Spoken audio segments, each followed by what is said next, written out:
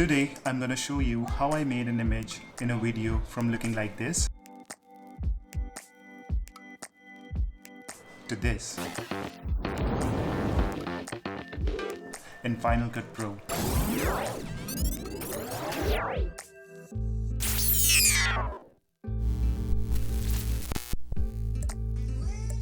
We're not going to use any fancy pricey plugins in this video. It's just going to be plain old compositing and keyframing. So stick around. I just want to start off this video by appreciating you guys for viewing this.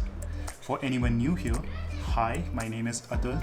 I make videos on photography, cinematography, travel, and sometimes tech. Hope everything is fabulous with you. If you enjoy the content that I'm creating, don't forget to subscribe. And please leave a thumbs up. It really makes a huge difference for the algorithm.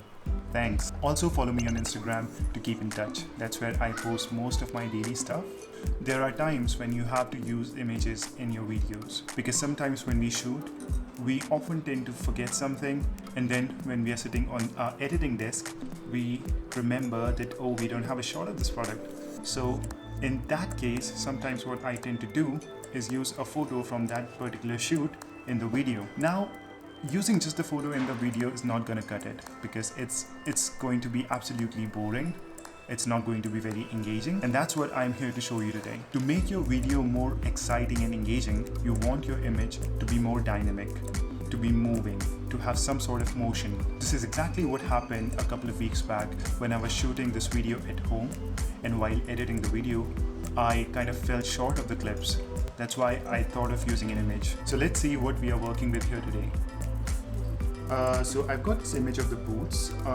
I can see a lot of sensor dust and a distracting background.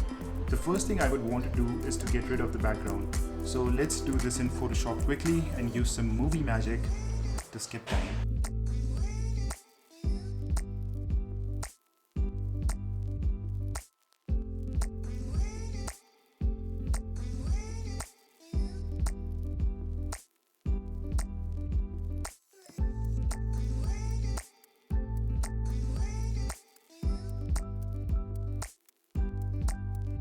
Okay, so this looks much more cleaner and usable.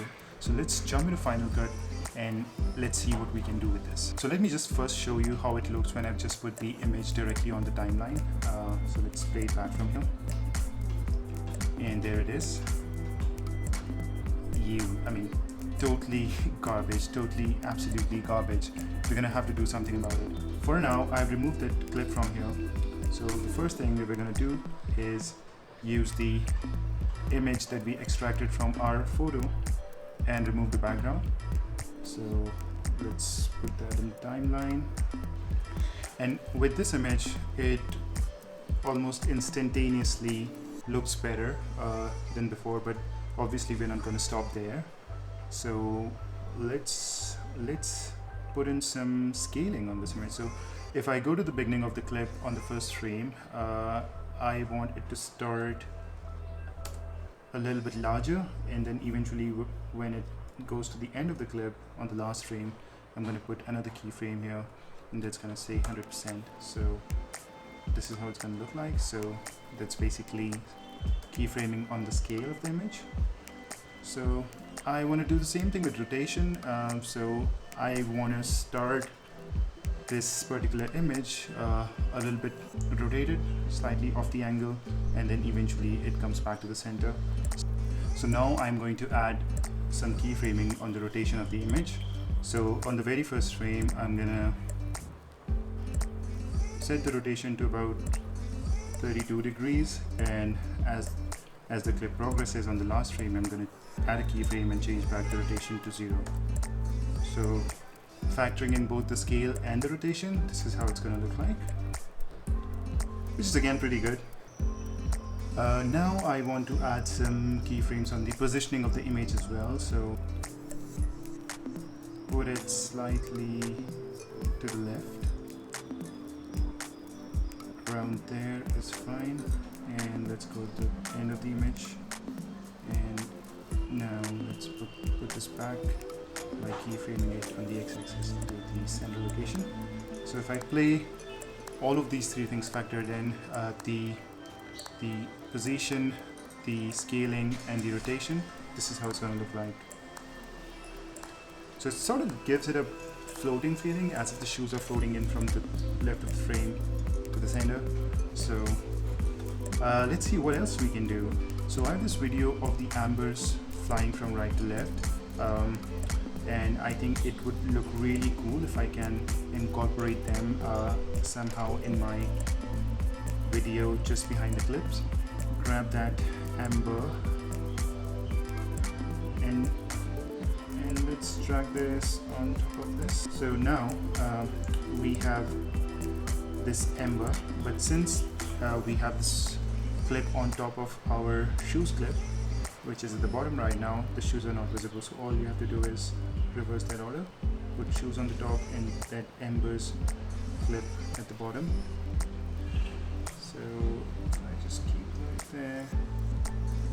Okay, so right at the back you can see that's how it looks, which is pretty sweet. Now to add a bit of depth to the scene, let's do one thing.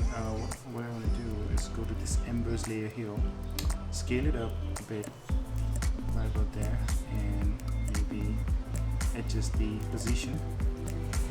So this is how it's looking right now. And now let's just add a Gaussian blur to the embers layer. So over here on the effects panel, I can search for Gaussian. And that's what we have right here. So we can put that on top of it. And as you can see, instantly the layer has been blurred out.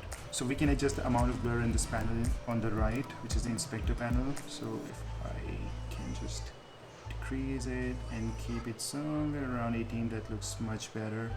So that's with the Gaussian blur, that's without the Gaussian blur. So let's play it back now. That looks really sweet. Good job. I think we've done a really good job here of turning this image into kind of a video, which makes our video more dynamic. So yeah, that's pretty much about it. If you want to check this whole video out, I have posted this on YouTube a couple of weeks back. You can find the link I think somewhere here. Thank you so much for watching this video. I really hope that you found it useful and you learned something new. To see more of such stuff, don't forget to subscribe to my channel, and I'll see you guys in the next one.